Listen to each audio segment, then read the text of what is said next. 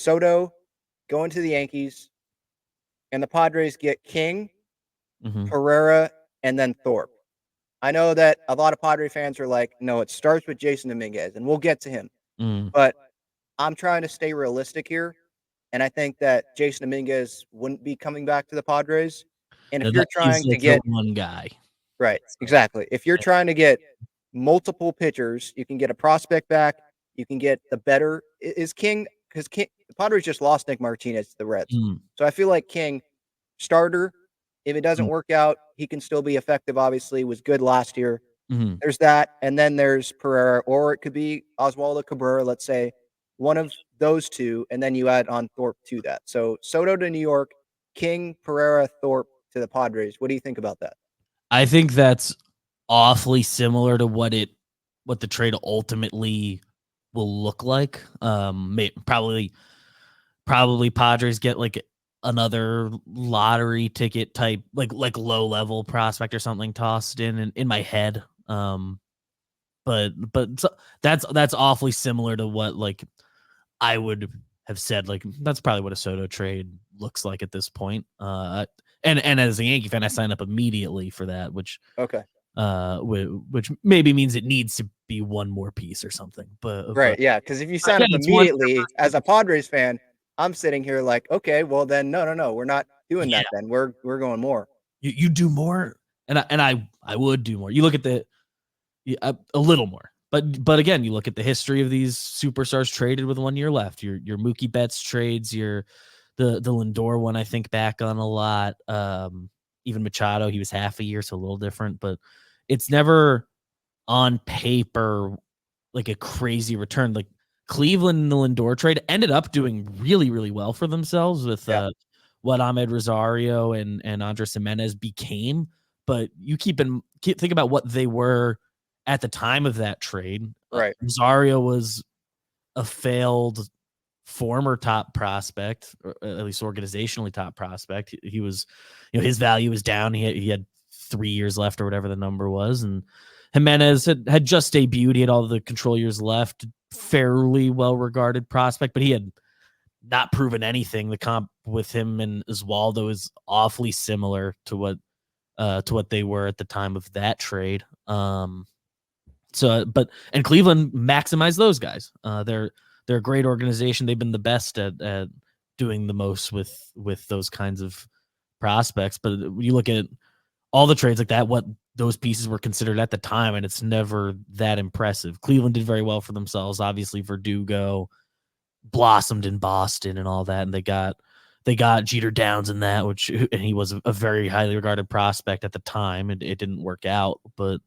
it's nothing crazy. And that's awfully similar to you get King, who has fully proven himself as a pitcher in the big leagues, but like a Clark who has kind of proven himself as would be similar to like the Verdugo in that deal, and Drew Thorpe is the Jeter Downs of that move. And if we wanted to toss in, Oswaldo, Pereira, whatever other close to MLB or has already debuted in MLB type guys, I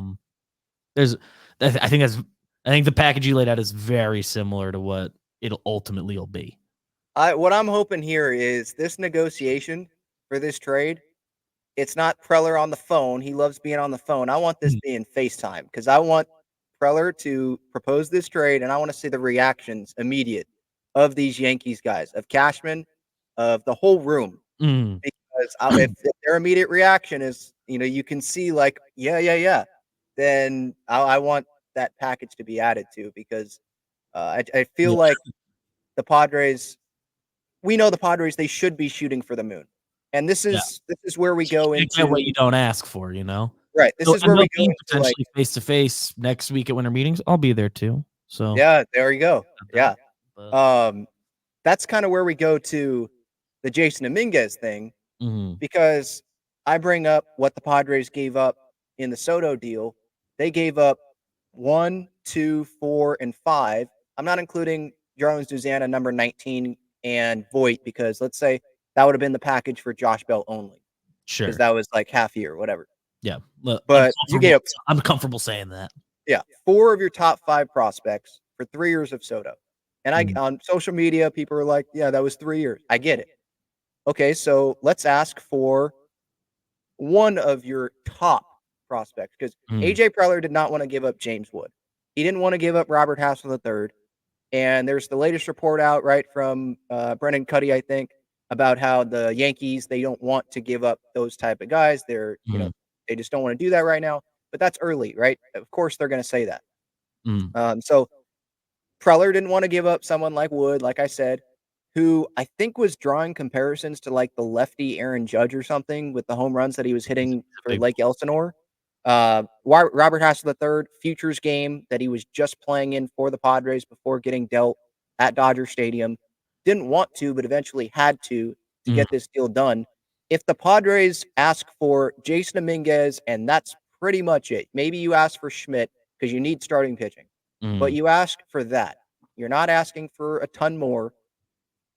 What do you think the Yankees would say if the Padres are like, final offer, Jasson Dominguez, this is what we want, Dominguez for and Soto that's it? straight up. That or I think Yeah, you'd have to add a pitcher, Dawson, but yeah, something, yeah.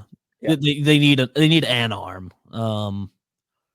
That ultimately I think is one of the few things that the Yankees like would pretty immediately say no to. Like Dominguez is such a big part of what they've built. He's is the center field plan moving forward, at least the next couple years. Obviously injured right now, and that's part of the reason the Yankees need two outfielders this year. And Uh, Mackenzie Gore was the Padres' plan, and before this sure, happened, you know. So sure, but he's like the one piece that's like that is too much for 1 year. so Spencer Jones would be available. He'd be on the table before Dominguez because Dominguez is closer. He's been in the big leagues. I I would say so. I suppose the Yankees should decide which one of those is completely off limits. I think their answer would be Dominguez. Maybe it's Jones. I don't, Okay. but Dominguez has at least played 8 games of Major League Baseball. Not a lot. Um, I don't think both should be completely untouchable. I and I don't think it's about being untouchable. Maybe if it really came down to it and Jones for Soto straight up more or less got it done, I think they ultimately would do it, but I just don't believe that that's what it'll take. Yeah. Okay. And then so something like Soto to the Yankees and asking for, let's say, so you're saying no Dominguez. Let's ask for Schmidt. So the lesser, would you say Schmidt is the lesser of King and Schmidt? It's a very interesting conversation. Clark, this year was a huge year for him. I know statistically it doesn't stand out, but he had a really good season and proved he can be a major league starter. Pitched, fully healthy, couple fully healthy seasons in a row now. Reaches new high in innings. He is ultimately the lesser quality pitcher right now between him and King. They're similar ages. I believe if I have this right, which I can do a quick double check, you would get 3 years of Clark Schmidt Two of versus King, 2 of right? King. So how much do you value one more year? Okay. That's up to the Padres, I guess. But to directly answer your question, King is the better pitcher of the two. Okay. So let's say if we're asking for Spencer Jones, then, Mhm. and we'll ask for Schmidt, then the lesser of the two. Is that it? That would be the deadline, or could we add in someone like Will Warren, who's the number 10 Yankees prospect, pitching prospect? I think if you're going for the Spencer Jones, I think the pitching prospect, it'd be hard to imagine you're getting Jones and one of the pitchers. You could if Because I'm just saying the Preller's any Padres good could a say, negotiator. I don't think that's impossible as far as like, do yeah, I think that could happen? I think that just is more than it's gonna be. I okay, would I am if I'm doing the trading and that ultimately is what the trade turned out to be. As a Yankee fan, I'm not gonna lose sleep over that. But okay, I would ultimately do it. But I believe that's what the package would look like. I just have a hard time seeing it with what I do know about trades. Is that a lot? I don't know.